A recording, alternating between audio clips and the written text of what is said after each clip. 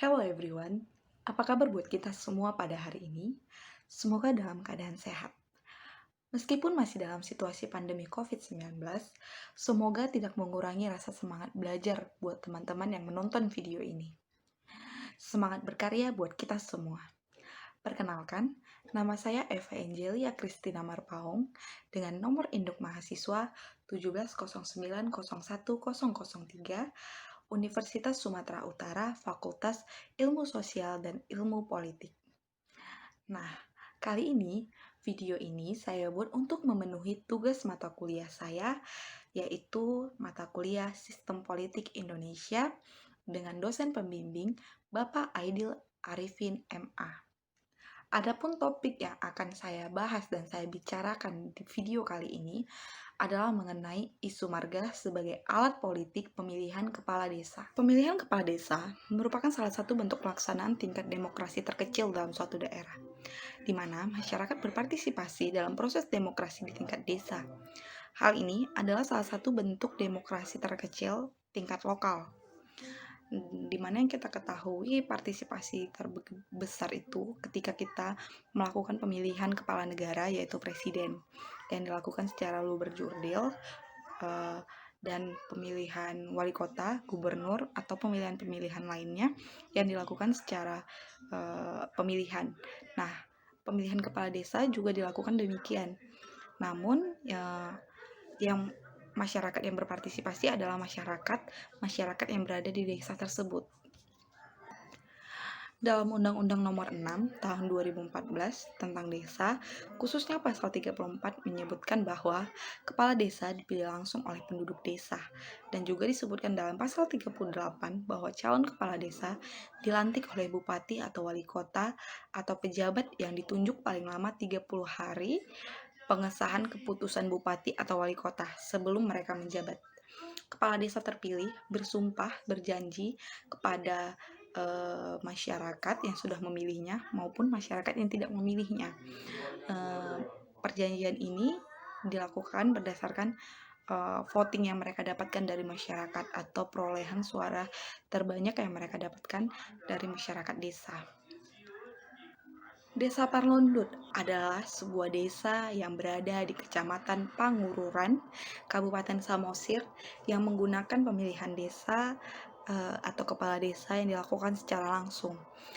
Pemilihan kepala desa ini diikuti oleh seluruh penduduk desa yang sudah memenuhi persyaratan, baik persyaratan administrasi maupun non-administratif, baik tunggal maupun lebih dari satu orang calon. Nah, calon-calon ini atau calon kepala desa ini saling bersaing dan biasanya di antara mereka mempunyai strategi-strategi untuk mendapatkan hati dan perhatian masyarakat desa tersebut. Nah, saya akan membuat contoh tentang pemilihan kepala desa pada tahun 2019 di Desa Parlondut. Terdapat 3 orang calon yang akan mencalonkan diri untuk menjabat menjadi seorang kepala desa, di mana 3 orang calon tersebut saling bersaing satu sama lain untuk mendapatkan hati dan partisipasi dari masyarakat desa. Nah, di antara ketiga calon tersebut yang bersaing untuk mendapatkan kursi kepala desa, yang pertama adalah Torop Sitanggang, yang kedua adalah Sabulon Simbolon, dan yang ketiga adalah Patar Sitanggang.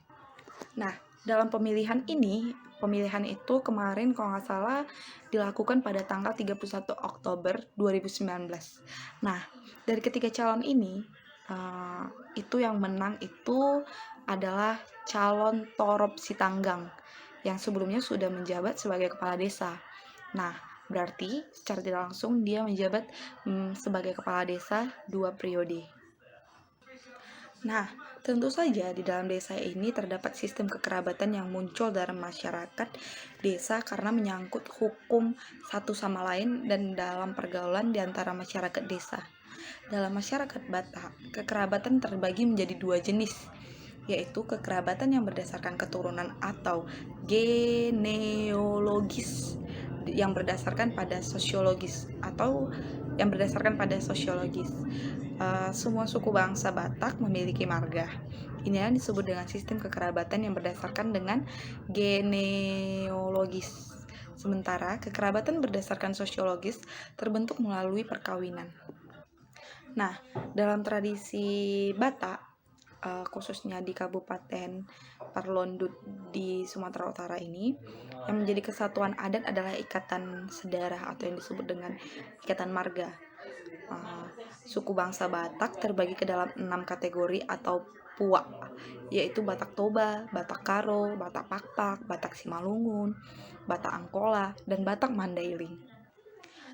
Nah, masing-masing puak ini tentu memiliki ciri dan khas dalam marganya sendiri.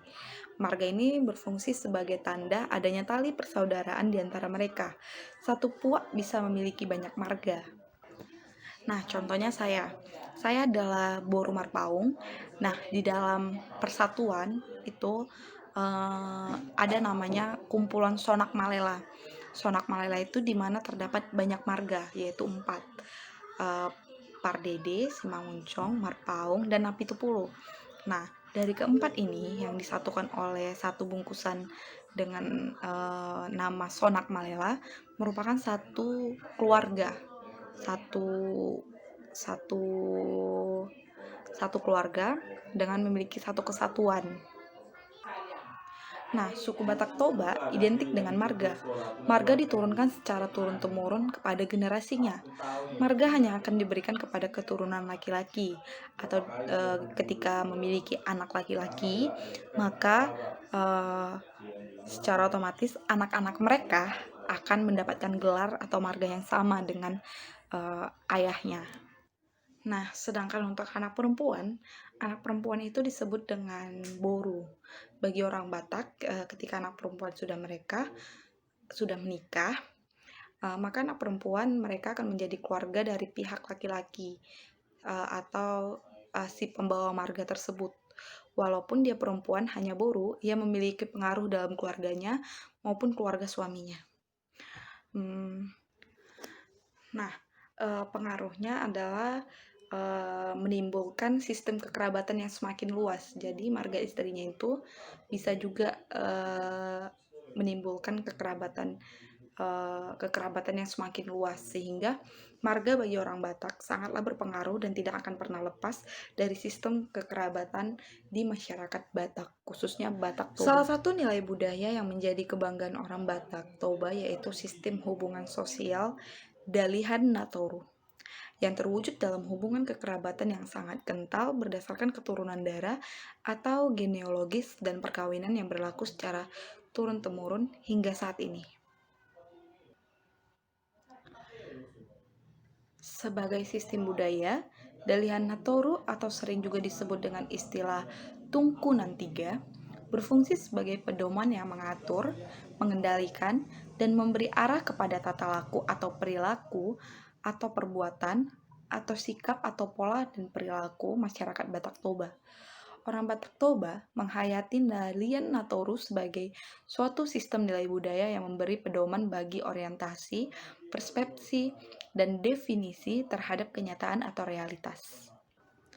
Nah, dalam konteks Dalihan Natoru, mereka berperan mengatur hubungan sosial di antara kerabat atau semarga atau disebut juga dengan dongan tubuh.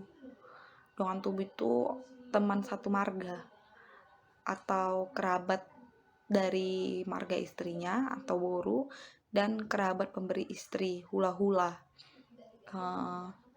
Perkawinan semarga bagi orang Batak sangat dilarang meskipun asal daerah mereka berbeda, karena itu merupakan hal yang dilarang. Itu merupakan satu kerabatan, ibaratnya mereka itu menikahi saudaranya gitu. Jadi pernikahan satu marga itu dilarang dalam adat Batak. Nah, di dalam hubungan sosial orang Batak, marga merupakan dasar untuk menentukan partuturan hubungan persaudaraan, baik untuk kalangan semarga maupun dengan orang-orang dari marga yang lain. Marga dijadikan sebagai sarana dalam pendekatan terhadap suku Batak Toba. Bagi suku Batak Toba, marga memiliki nilai yang sangat tinggi di dalam masyarakat dibandingkan dengan harta kekayaan. Tanpa marga, maka seseorang tersebut tidak memiliki nilai kedudukan dalam sistem kekerabatan masyarakat Toba yang dikaitkan dengan Dalihan Natoru. Sehingga banyak kita mendengar marga digunakan sebagai suatu hal untuk mempengaruhi atau dipengaruhi terhadap orang lain karena marga sangat dekat dengan sistem kekerabatan Dalian Natoru. Nah, orang Batak Toba memiliki hubungan sosial yang erat dan memegang teguh Dalian Natoru. Dalam masyarakat Batak sangat jarang memiliki penguasa atau pemimpin yang tidak semarga.